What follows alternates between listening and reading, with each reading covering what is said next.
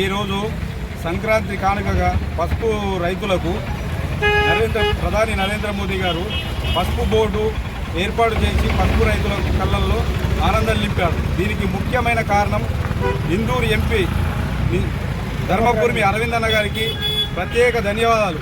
పసుపు రైతుల కష్టాలు చూసి నేను పసుపు బోర్డు తీసుకొస్తా మాట ఇచ్చి బాండ్ పేపర్ రాసిచ్చి ఆ రాసిచ్చిన ప్రకారం ఈరోజు పసుపు బోర్డు తీసుకొని వచ్చి ఆ పసుపు బోర్డు కూడా నిజామాబాద్ జిల్లాలనే ఏర్పాటు చేసినందుకు అరవింద్ అన్న గారికి ప్రత్యేక కృతజ్ఞతలు.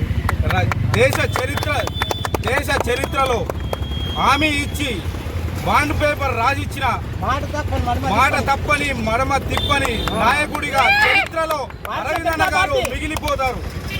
అలాగే నిజమైన రైతు బిడ్డకు పల్లెగంగారెడ్డి గారికి ఈరోజు పసుపు బోర్డు జాతీయ చైర్మన్గా నియమించినందుకు వారికి కూడా పసుపు రైతులందరి తరఫున ప్రత్యేక కృతజ్ఞతలు. దీని అంతటికీ కారణమైన అన్నిటికంటే ముఖ్యం దీని అంతటికీ కారణమైన అరవింద్ అన్న గారికి పసుపు రైతులు చిరకాలం వారికి రుణపడి ఉంటామని ఈ సందర్భంగా నేను చెప్తున్నాను.